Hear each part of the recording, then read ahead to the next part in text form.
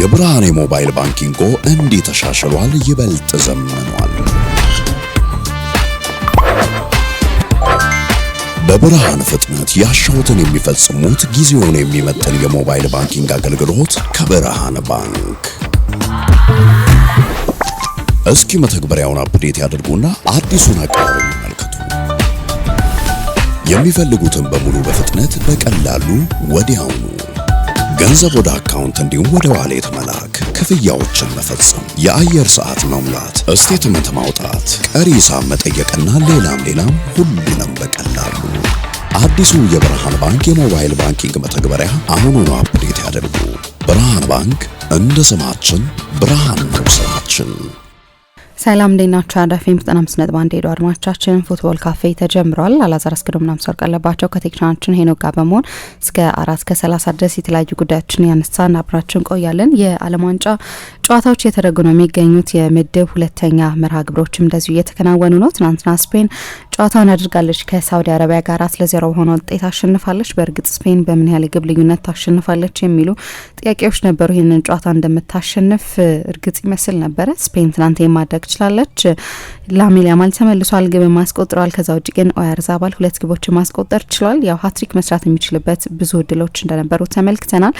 ኦያርዛባል ኮከብ የማይመስል ግን ለስፔን ወሳኝ ተጫዋች ነው። ይህንን ጉዳይ እናነሳዋለን። ፈረንሳይን በተሰጦ ጭምር ቁጥር እንደሚያደርጋት የፓሪስ ስታርንም እንደዚሁ እንመለከታለን። በርካታ ተጫዋቾች አሉ ትውልዳቸው ፈረንሳይ ውስጥ የሆኑ። ከዛ ውጭ ግን የሊዮኔል ሜሲ፣ ኪሊያን ምባፔ፣ ሃላንድና ሃሪኬን ጎል የሚያስቆጥሩት እንዴት ባለ መንገድ ነው የሚለውንም ጉዳይ እናነሳለን። አድማቻችን ከኛ ጋር አብራችሁ ቆይታ እንድታደርጉ ነው የምንጋብዛችሁ። እንዴት አደርካሊስ? እግዚአብሔር ይመስገን መሳይ፣ በጣም ደህና ነኝ። እንዴት አደርሽ? እንዴት ነበር ሳምንቱ? እግዚአብሔር ይመስገን። ያው ጥሩ ሳምንት ነበር። የዓለም ዋንጫ ጨዋታዎች አሉ በተከታታይ። ጥሩ ሳምንት እግር ኳስ ካለ ጥሩ ሳምንት ይሆናል አይደለ? ደግሞ የሚታዩ ትልልቅ ጨዋታዎችም የነበሩበት ሳምንት ነበር። አዎ ልክ ነው። ብዙ ቡድኖች ሁለተኛ ጨዋታዎቻቸውን እያደረጉ ነው እና ባለፈው ሆላንድ በጣም ኢምፕሬሲቭ ነበር ከስዊድን ጋር በነበረው ጨዋታ። ትላንትና ስፔን ወደ ማሸነፍ ተመልሷል። ቤልጅየም ሁለቱንም ጨዋታዎቻቸው ወጥቷል። ትላንትና በእርግጥ ተጫዋች በቀይ ወጥቶባቸው ነበር፣ ግን የባለፈው ጨዋታ ላይ ነበር አይነት ተመሳሳይ ድክመት ነው። ትላንትና ከብዙ ፖሴሽን በኋላ በቂ ክሬቲቪቲ ያልነበረውን ቡድኑ። ከዛ ውጪ ለአንዳንድ የአፍሪካ ብሔራዊ ቡድኖች በጣም ጥሩ ምሽት ነበር። የግብጽ ብሔራዊ ቡድን በታሪኩ የመጀመሪያ የአፍሪካ ዋንጫ የዓለም ዋንጫ ጨዋታ አሸንፏል። 4ኛ ተሳትፎ ሆኖ እስካሁን ድረስ አሸንፎ አያውቅም። ግን ኒውዚላንድን 3-1 አሸንፏል። ሞሐመድ ሳላህ፣ ሙስጣፋ ዚኮ እና ትሬዜጌ ናቸው ጎሎቹን ያስቆጠሩት። ዚኮ እና ትሬዜጌ ዝነኛ ስሞች ናቸው አይደለም? ዚኮ ሙስጣፋ ዚኮ በዚኮ በኦሪጂናሉ ዚኮ ስም ነው የተጠራው። ትሬዜጌ በዳቪድ ትሬዜጌ ስም ነው የተጠራው። ቮዚማር በጣም ጥሩ ሌሊት ነበር ለሱ፣ ምክንያቱም ኬፕ ቨርድ ከኡሩጓይ ጋር 2-2 አቻ ተለያይታለች እና እሱ ደግሞ ባለፈው እንዳለው ጆዚማር ስሙ ከአንድ ጆዚማር ከሚባል ተጫዋች ነው የተወሰደው እና በጣም ትልቅ ውጤት ነው። ባለፈው እንግዲህ የዓለም ዋንጫ በጋራ 3 የዓለም ዋንጫ ካሸነፉ ቡድኖች ጋር ነው የኬፕ ቨርድ ብሔራዊ ቡድን እንዲህ አይነት ውጤት ነው እና ይሄ ደግሞ የመጨረሻውን ጨዋታ በጣም ኢንትረስቲንግ ያደርገዋል። ምክንያቱም ኡሩጓይ ለማለፍ የግድ መጨረሻ ላይ ስፔንን የማሸነፍ ግዴታ ያለባት ይመስላል። አቻ ሊበቃ ይችላል፣ ግን ማሸነፍ የበለጠ አስፈላጊ ይመስላል። ለማርሴሎ ቢኤልሳ ቡድን ብዙ ጫና ውስጥ ነው ያሉት። እንደሚታወቀው እንደ ቲም ቪክሪ አይነቶቹ ሰዎች ከስፔን ጋር የሚደረገው ጨዋታ የመጨረሻ በላቀ ደረጃ የሚያሰለጥኑት ጨዋታ ሊሆን ይችላል ይላል እና ከ2024 ኮፓ አሜሪካ በኋላ የተዋጣለት ጊዜ አይደለም በኡሩጓይ ብሔራዊ ቡድን ያሳለፉት። ለማንኛውም ለኬፕ ቨርድም ለግብጽም በጣም የተዋበ ምሽት ነበር። የጀርመንና የኮት ዲቯር ጨዋታ በጣም ደስ ብሎ የነበሩ በበኩሌ በኮንቴስቱ የሚያስቆጩ ነገሮች አሉት። 1-1 በነበሩበት ጊዜ ሲሞና ዲንግራ ማስቆጠር የሚችልበት በጣም ትልቅ እድል ነበረው እና ኮት ዲቯርን አሸናፊ ማድረግ የሚችልበት እድል ነበረው። ግን ጀርመን አልፋለች። የመጀመሪያዎቹ 2 ጨዋታዎችን በማሸነፏ እንደምታስታውሹ ባለፉት 2 ተከታታይ የዓለም ዋንጫዎች ከምድቧ ነበር የወደቀችው 2018ም 2022ም። አሁን ግን አልፋለች። ስለዚህ ለጀርመን አስፈላጊ ነበር፣ ግን ለኮት ዲቯር የሚያስቆጭ ይመስለኛል። ለማለፍ ያላት እድል በጣም ሰፊ ነው። የመጨረሻው ጨዋታ ከማን ጋር እንደሚደረግ ስታይ ከኩራሳው ጋር የሚከናወን ስለሆነ በእርግጥ የትኛውንም ቡድን አንደርስቲሜት ማድረግ አንችልም። ይሄኛው የዓለም ዋንጫ እነዚህ ሚኖስ የሚባሉ ማይጠበቁ ትንንሽ ቡድኖች ነጥብ ሲያገኙ አይተናል። ኒውዚላንድ፣ ኬፕ ቨርድ በሁለቱም ጨዋታዎች፣ ኩራሳው ባለፈው እና ዝም ብሎ ተገፍቶ የሚወድቅ ቡድን የለም። ቢሆንም ኮት ዲቯር ካለው ፖቴንሻል አንጻር ወደ ሁለተኛው ዙር ለማለፍ እድሉ ሰፊ ይመስለኛል። ከጀርመን ጋር በጣም ጥሩ ነበር የተጫወቱት። በተለይ በመጀመሪያ አጋማሽ ያን ዲዮማንድ የሚባለው በሊቨርፑል በፔዥ የሚፈልገው ተጫዋች በተለይ ሀኪሚን መከራውን ሲያሳየው ነበር በመጀመሪያ አጋማሽ። ስለዚህ አንዳንድ ኢንትረስቲንግ ጨዋታዎች ነበሩ። ብራዚል ወደ ቅዳሜ ንጋት ሄይቲን 3-0 አሸንፋለች። ምንም ኮንሰርኖች የሚያርቅ አይደለም፣ ምክንያቱም ሄይቲ ስለሆነች። ግን አማራጮች ነበሯት። ማቴዎስ ኩኛ 2 ጎሎች አስቆጥሯል። ባለፈው እሱ አልነበረም የጀመረው፣ አሁን 10 ቁጥር ሆኖ የተጫወተው። ስለዚህ አንዳንድ እድገቶች አሏቸው፣ ግን በዛው መጠን ደግሞ ተጫዋችም ተጎድቶባቸዋል። ራፊኛ ምናልባት ወደ ጥሎ ማለፍ የመጨረሻዎቹ ምዕራፎች ምትደርስ ከሆነ ያኔ ነው ሊመለስ ይችላል እየተባለ ሃምስትሪንግ ስለሆነ ኖርማሊ ሃምስትሪንግ በእርግጥ እንደ ደረጃው እንደ ጉዳቱ መጠን ይወሰናል። ግን ምንድነው ስታንዳርድ አብሰንስ የሚባለው አንድ ተጫዋች በትንሹ ከሜዳ የሚርቀው ለ3 ሳምንት ገደማ ነው ይባላል እና በአንድ ወር ውድድር 3 ሳምንት ተጫዋች የሚርቅ ከሆነ ውድድሩ ላይ አታገኙም። ሲመለስ እንደገና ይሄ እንግዲህ ስንተኛ ነው? በዚህ 6ኛ ነው ምናምን ነው በዚህ የውድድር ዘመን በጉዳት ከሜዳ የራቀበት አጋጣሚ እና እሱ መጥፎ ዜና ይመስላል። ግን ደግሞ አንዳንዶቹ መጥፎ የሚመስሉ ዜናዎች ለአሰልጣኝ ታክቲካል ባላንስ የሚጠቅምበት ጊዜ አለ። ምንድን ነው ብለሲንግ ኢን ዲስጋይዝ እንደሚባለው እንደዛ ሊሆን ይችላል። ደግሞ ተጨማሪ ጨዋታዎች አሉ። አሁን ዛሬ ፈረንሳይ፣ አርጀንቲና ምናምን ጨዋታዎቻቸውን ያደርጋሉ። ስለዚህ እንቀጥላለን ማለት ነው። ያው ቀደም ሲል ያነሳናቸውን ጉዳዮች የተመለከትን ቆይታ እናደርጋለን። ተመልሰናል። አድማጮቻችን የምሽቱን ጨዋታ እንመልከት። ስፔን ከሳውዲ አረቢያ ጋር ያደረገችውን ጨዋታ በሰፊ ግብ ልዩነት አሸንፋለች። ከአስቆጠረቻቸው ግቦች በላይ ማስቆጠር የምትችልበት እድል ነበራት ስፔንም። ይህንን ጉዳይ እንመልከት። ገና ጨዋታውን እንደተጀመረ ብዙ ግቦችን ማስቆጠር ችለዋልና ያው ከዚህ በላይ ግቦች የሚቆጠሩበት ይመስል ነበረ ጨዋታው። እንመልከት ይህንን ጉዳይ። ላሜል ተመልሷል። ኦያርዛባል አስደናቂ ምሽት ነው ማሳለፍ የቻለው። ልክ ነው። ምሳ ባለፈው ለስፔን ብሔራዊ ቡድን በእርግጥ ከመጀመሪያ ጨዋታዎች በኋላ አንድን ቡድን በተመለከተ ትልልቅ ጥርጣሬዎች ማንሳት ተገቢ ነው ወይ እርግጠኛ አይደለሁም። ምክንያቱም የስፔን ብሔራዊ ቡድንን የስታይል ሽግግር እንዲያደርግ በጣም አስፈላጊ የሆኑ ተጫዋቾች በተለይ ደግሞ ባልተሰለፉበት በዚያ ጨዋታ የአስፈላጊነታቸውን መጠን እንድንረዳ የግድ ያስታውሱን 2 ተጫዋቾች በጨዋታው ላይ አልነበሩም። በግራ ክንፍ በኩል ኒኮ ዊሊያምስ፣ በቀኝ ክንፍ በኩል ደግሞ በተለይ ላሚን ያማል። በቀደም ስናነሳ እንደነበረው የስፔን ብሔራዊ ቡድን በ2018ቱም በ2022ቱም የዓለም ዋንጫ ይሻል ነበር። የ2021 የአውሮፓ ዋንጫ ዩሮ 2020 የሚባለው ማለት ነው። ግን በጠቅላላው የስፔን ብሔራዊ ቡድን ይሄ በጣም የጎን ቅብብሎች የሚያበዛ፣ ቀጥተኝነት የሚጎድለው፣ በአንድ ሁለት የተጋጣሚ ቡድን የፍጹም ቅጣት ምት ሳጥን ውስጥ በአንድ በሁለት በሶስት ቅብብሎች መድረስ የማይችል በቂ ፍጥነት የሌለው ቡድን በመሆኑ እናስታውሰው ነበር እና እነዛ 2 የዓለም ዋንጫዎች አንደኛው ከሩሲያ ጋር፣ ሁለተኛው ከሞሮኮ ጋር ተሸንፈው ከውድድር ውጭ የሆኑባቸው መንገዶች በጣም ተመሳሳይ ባህሪ ነበራቸው። እርግጥ የ2018ቱን የዓለም ዋንጫ ልክ የዓለም ዋንጫው ከመጀመሩ በፊት የወጣው ዘገባ የላሮሃን መልበሻ ክፍልና የቡድኑን ካምፕ እንደረበሸው መገመት ይቻላል። ምክንያቱም ለ2 ዓመት ቡድኑን ሲያዘጋጁ የቆዩት ዩሊያን ሎፔቴጊ ከሪያል ማድሪድ ጋር እየተነጋገሩ እንደሆነ ሲታወቅ ልክ የዓለም ዋንጫው እንደነገ ሊጀምር ልክ እንደ ዛሬ ማታ ሉዊስ ሩቢያሌስ ከአሰልጣኝነት ታሰናበቷቸው እና የስፔን እግር ኳስ ፌዴሬሽን የስፖርት ዳይሬክተር የነበረው ትላንትናም ጨዋታውን ሲታደም ያየ ነው የቀድሞው የሪያል ማድሪድ ታላቅ ተጫዋች ፈርናንዶ ሄሮ ከዛ በፊት አሰልጥኖ አያውቅም። ቡድኑ እንዲያሰለጥን የተደረገው እሱ ነው። ስለዚህ በዛ ኮንቴክስት መታየት አለበት። ግን ዞሮ ዞሮ የስፔን ስታይል ነው። ያለ እነዚህ አይነት ተጫዋቾች ግን የሚተነበይ ለመከላከል የሚቀል በቂ ቀጥተኝነት የሌለው ፍጥነት የሚጎድለው ቡድን ሆኖ ደግሞ ይታይ ነበር። ለእኔ ባለፈው ስለ ኤንሪኬም ስናነሳ ስለ ሉዊስ ደላፎንቴም የአውሮፓ ዋንጫ ሰሞን ስንነጋገር ያነሳነው ትልቁ ነገር በፖሴሽን ያነሰ ፖሴሽን የሚይዘው በደላፎንቴ አሰልጣኝነት 56% ነበር የአውሮፓ ዋንጫ ፖሴሽናቸው በአማካይ። የኤንሪኬ ቡድን በ2022 የዓለም ዋንጫ ከ70% በላይ ነበር ፖሴሽኑ። ግን አንድ ሙከራ ብቻ በ2 ሰዓት ውስጥ የሚያደርግ ደካማ ማጥቃት የነበረው ነው። ከሩሲያ ጋር በነበረው ጨዋታ ከ1000 በላይ ነው ፓስ ያደረጉት። ስለዚህ የነ ላሚን ያማል መመለስ በጣም አስፈላጊ ነው፣ ወይም የነሱ አይነት ባህሪ ያለው ተጫዋች መመለስ በጣም አስፈላጊ ነው። በእርግጥ ስለ ላሚን ያማል ስናወራ ስለ አንድ ጥሩ የክንፍ ተጫዋች ብቻ አይደለም የምናወራው። ይሄ በትውልድ አንዴ የሚመጣ ስለሚባል ጄኔሬሽናል ስለሚሉት ተሰጥኦ ነው። አንዳንድ ተጫዋቾች አሉ በጎሎቻቸው፣ በአሲስቶቻቸው፣ በቅጣት ምቶቻቸው ጨዋታ የሚወስኑ ተጫዋቾች አሉ። በእነዚህ ጉዳዮች ላይ በኢንዲቪጁዋል አክሽን የምትጫወችበትን የሄደ የነበረውን የጨዋታውን ውጤት መለወጥ የሚያስችል አቅም፣ ጉልበት ያላቸው ተጫዋቾች አሉ። ግን ሌሎች ተጫዋቾች አሉ ደግሞ ማስቆጠርም መጫወትም ሁለቱም ቡድኖች የሚጫወቱበትን ሁኔታም መወሰን የሚችሉ ተጫዋቾች ግን አሉ። እነዛ ተጫዋቾች ግን በጣም በውስን ቅንፍ ውስጥ የሚቀመጡ ናቸው፣ በጣም ጥቂት በመሆናቸው ምክንያት። አይ ቲንክ ላሚን ያማል ከነዛ መካከል እንዳልኩት በቅጣት ምት የጨዋታን ውጤት መወሰን የሚችሉ ተጫዋቾች 90ኛው ደቂቃ ላይ አንድ ተጫዋች በቅጣት ምት ጎል አስቆጥሮ ቡድኑን አሸናፊ ሊያደርግ ይችል ይሆናል። ጨዋታ መወሰን ማለት ነው ይሄ። ግን ስለ ጨዋታ ፍሎ ከሆነ ግን የምናነሳው ቅድም እንዳልኩት የስፔን ብሔራዊ ቡድንን ስታይል የሚለውጥ አይደለም፣ ግን ሌሎች ቀስቶች የሚሰጠው ሌሎች የማጥቃት አማራጮች የሚሰጠው አይነት ተጫዋች ነው።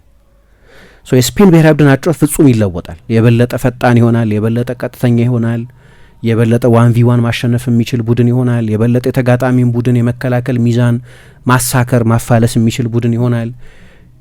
የቡድኑን አጫዋች ፍጹም ይለውጠዋል ወይም ያሻሽለዋል ወይም አማራጮች ይሰጠዋል። የራሱን ቡድን አጫዋች ኢንፍሉዌንስ ያደርጋል፣ ግን የተጋጣሚ ቡድን የሚከላከልበትን ባህሪ ይለውጠዋል። አልዳው ሳሪ የሚባለው ተጫዋች ለምሳሌ በባክ ፋይፍ ለሚከላከል ቡድን ያን ያህል መመለስና ሁለታዊ ፉል ባክ መሆን አልነበረበትም። ግን ላሚን ያማል አለ፣ ከዛ ደግሞ ያለማቋረጥ ኦቨርላፕ የሚያደርገው ፔድሮ ፖሮ አለ። በቀደም ከነበሩ ተጫዋቾች በባህሪ ፍጹም የተለዩ ናቸው። እዛ ቦታ ላይ ጋቪን እና ማርኩስ ዮሬንቴን አንድ ላይ መጠቀምና ፔድሮ ፖሮን እና ላሚን ያማልን አንድ ላይ ማሰለፍ በጨዋታ ባህሪ ማለት ነው። እነዛ ተጫዋቾች ከነዚህኛው ተጫዋቾች ይሻላሉ ይበልጣሉ የሚል የመብለጥ ንጽጽር አይደለም። አንዱ ከአንዱ ይሻላል የሚል ፍጹም ሌላ አይነት ስታይል ግን ያላቸው ተጫዋቾች ናቸው።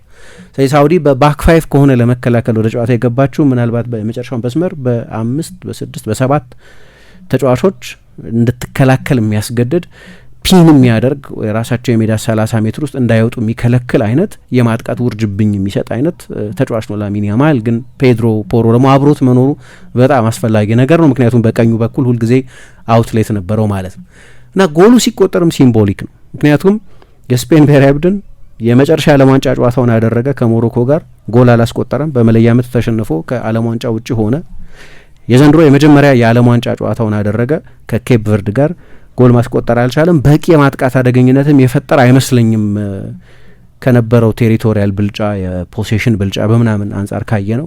አደገኛ መሆንም የጀመሩት ከላሚን ያማል መግባት በኋላ ነው የመጨረሻዎቹ 20 ደቂቃዎች ላይ። ግን በሁለቱም ጨዋታዎች ጎል አላስቆጠሩም። ትላንትና ላሚን ያማል ጎል እስኪያስቆጠር ድረስ የስፔን ብሔራዊ ቡድን በሁለቱ የዓለም ዋንጫዎች በባለፈው የዓለም ዋንጫ የመጨረሻ ጨዋታቸው፣ በዚህኛው የዓለም ዋንጫ የመጀመሪያ ጨዋታቸው እና ትላንትና ጎሉ እስኪቆጠር ባለው ጊዜ ለ299 ደቂቃዎች ጎል ሳያስቆጥሩ ቆይተዋል ማለት ነው። ሲደመር ከ3 ጨዋታ በላይ ማለት ወደ 3 ጨዋታ ገደማ የሚሆን ጊዜ ጎል ሳያስቆጥሩ ቆይተዋል። ከ3 ጨዋታ በላይ እንደማለት ይመስለኛል። እና በጣም ብዙ ነው ይሄ ለስፔን ብሔራዊ ቡድን አይነት የማጥቃት ኃይል ላለው ቡድን። ስለዚህ የሚከፋፍት አንሎክ የሚያደርግ የተጋጣሚ ቡድን የፍጹም ቅጣት ምት ሳጥን ክልል ውስጥ ሁኔታዎች እንዲከሰቱ ማድረግ የሚችል አይነት ፕሮፋይል ያለው ተጫዋች ያስፈልጋቸው ነበር። ላሚን ያማል ያ ተጫዋች ነው እና ትላንትና በጣም ትልቅ ልዩነት ነው ነበረው። በመጀመሪያው አጋማሽ ነው ምሳ እንዳነሳሹ ጎሎች የተቆጠሩት እና ምናልባት ላሚን ያማል የበለጠ እየተሻሻለ ሲመጣ የበለጠ የጎል ቮሊዩሙ ሲጨምር 24 ጎል አስቆጥሯል። ለክንፍ ተጫዋች የሚገርም ቁጥር ነው። 18 አሲስቶች ነበሩት። ስለ ሁለቱንም ነገሮች በኩል የሚያስኬድ ነው። በአውሮፓ በ5ቱ የአውሮፓ ሊጎች የእሱን ያህል ብዙ የተዋጣላቸው ድሪብሎች ያደረገ ተጫዋች የለም። በመላው አውሮፓ በ5ቱ ግዙፍ ሊጎች ምናልባት በ7ቱም በ10ቱም ትልልቅ ሊጎች ብንል እንደዛ ሊባል የሚችል ይመስለኛል። የዚህ ዘመን ትልቁ ድሪብለር እሱ መሆኑ ግልጽ ነው። የሚሰጣቸው ጥቅም ብዙ አይነት ጥቅም ነው። እዚህ ላይ ግን ኤፊሽንሲ ጨምሯል። ምናልባት አንድ ብዙ ሳያደርገው ያየሁትና ትላንትና ጎል ሲያስቆጠር ያስተዋልኩት ዝም ብሎ ውብ ያልሆኑ ጎሎች ማስቆጠር አለ። ታፒንስ የሚባሉ የጎል አፋፍ ላይ መገኘትን የሚጠይቁ በቅርብ ጊዜ ጀረሚ ዶኩ እንደዚህ አይነት ቃለ ምልልስ ሲሰጥ ዶኩ እንደዚህ አይነት ጎል ወይም የማያምር ጎል አያስቆጠርም ጀረሚ ዶኩ። አብዛኞቹ ጎሎች ውብ ጎሎች ናቸው። በተለይ በመጨረሻዎቹ ሳምንታት ያስቆጠራቸው የነበሩ አንዳንዶቹ ጎሎች ከሳጥን ውጪ ጠቅልሎ የሚያስቆጠራቸው ጎሎች ናቸው። እሱ ግን የሚለው የሆነ ጊዜ ራሂም ስተርሊንግ ያስቆጠራቸው የነበሩ አይነት ጎሎች አለ። እንደዛም ይሆን ከሆነ ከዓለም ምርጥ ተጫዋቾች መካከል አንዱ ነኝ ብዬ መጥቀስ እችላለሁ ብሏል። ምክንያቱም ከዓለም ምርጥ ተጫዋቾች መካከል አንዱ ሊያስብለው የሚችል ፖቴንሻል አለው፣ ፍጥነት አለው፣ የድሪብሊንግ ችሎታ አለው፣ አጭር ሴንተር ኦፍ ግራቪቲ ያለው ተጫዋች በመሆኑ ምክንያት ለመቆጣጠር ያስቸግራል። ኃይለኛ ዳይናሚዝም አለው አጫዋት ውስጥ አይተነበይም፣ ብዙ ትሪኮች አሉት። ግን ደግሞ ይሄ ስታት ኦብሰስድ በሆነ ዓለም ውስጥ ሁልጊዜ እነዛን ጎሎች ማስቆጠር አትችይም። ከባድ ነው እነዛን ጎሎች ሁልጊዜ ማስቆጠር። ግን የጊዜ አጠባበቅን የታይሚንግን የሩጫ ብልሃትን ምናምን በመጨመር እዛ ቦታ ላይ በመገኘት ግን ቀላል ጎሎች ማስቆጠር ይችላል። 5 ተጨማሪ ጎል ካስቆጠርኩ በቃ ትራንስፎርም ያደርገኛል አለ። ቪኒሽስን አንቼሎቲ ወደዛ አይነት ተጫዋችነት የለወጡት ቀላል የሚመስሉ ጎሎች ማስቆጠር በመጀመሩ ምክንያት ነው። ላሚን ያማል የተገኘበት ቦታ በጣም ኢንትረስቲንግ ቦታ ይመስለኛል። መሬት የያዘ ክሮስ ትንሿ ሳጥን ውስጥ ተገኝቶ የጎሉ አፋፍ ላይ ጎል ማስቆጠር መቻል ምናልባት ቀጣይ ኤቮሉሽኑ እሱ ሊሆን ይችላል።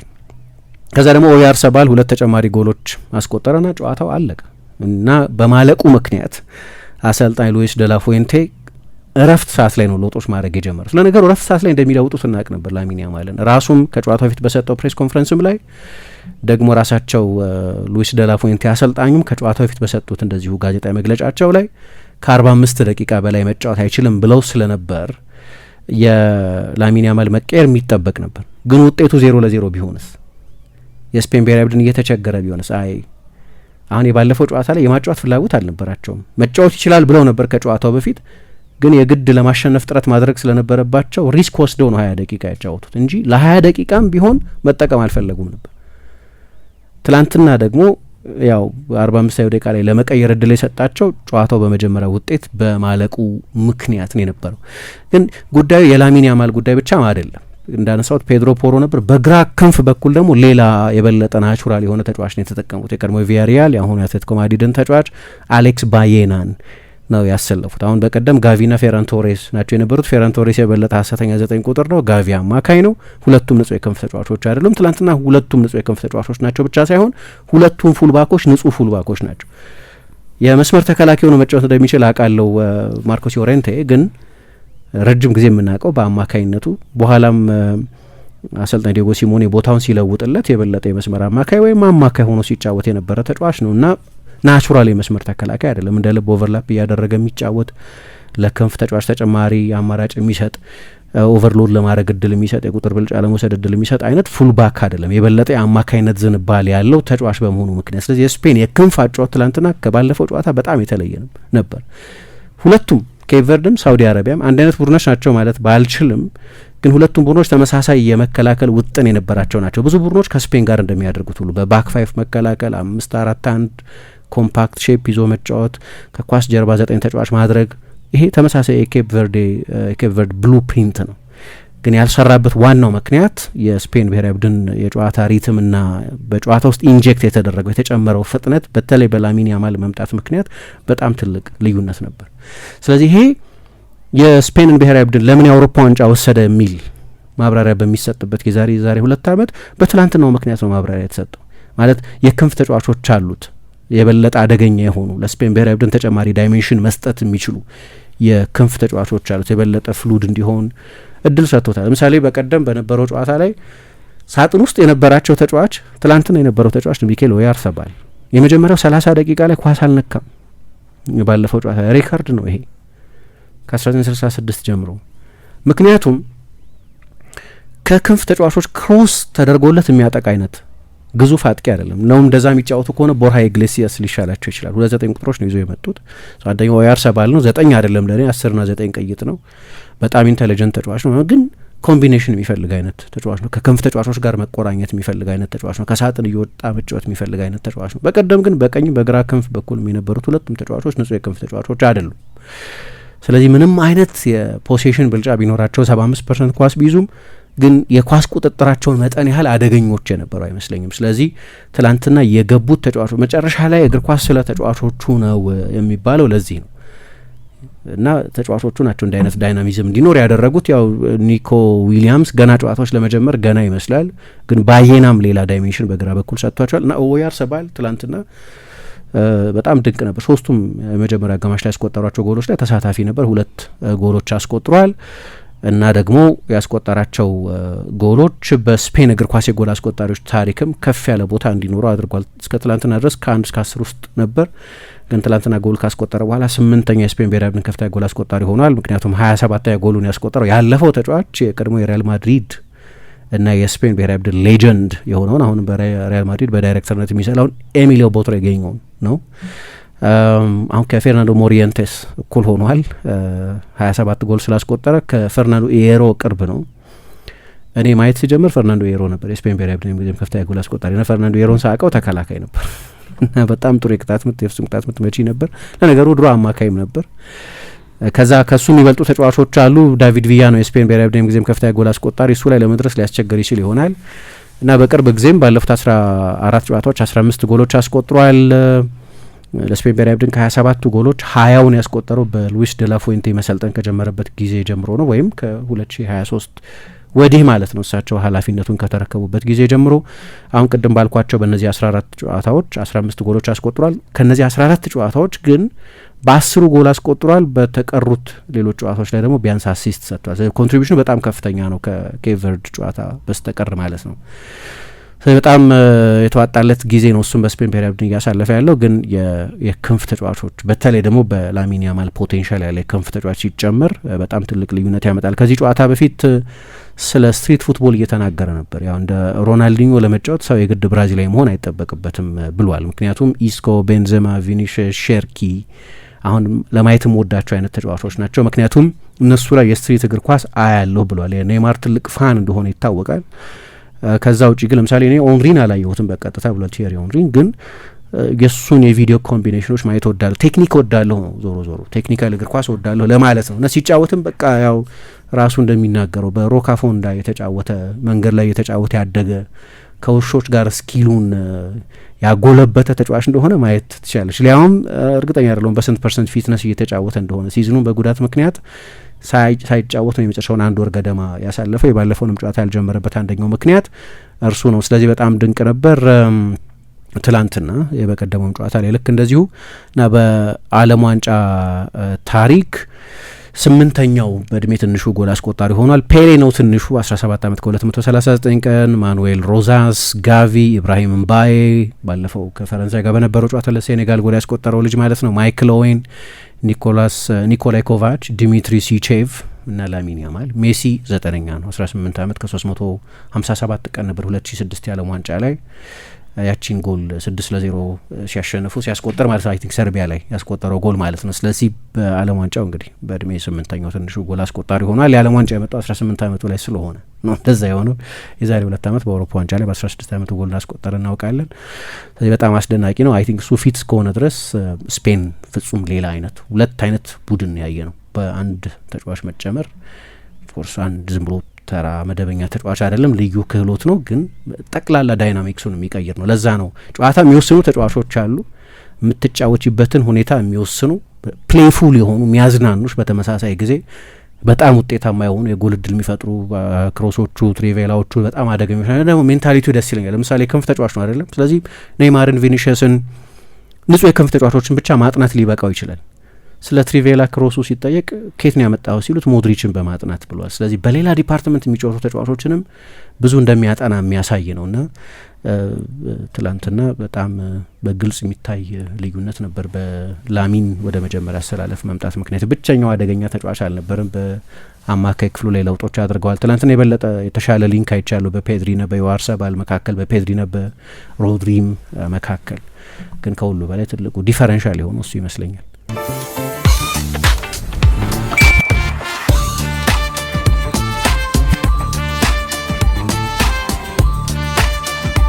የብርሃን የሞባይል ባንኪንጎ እንዲህ ተሻሽሏል፣ ይበልጥ ዘምኗል።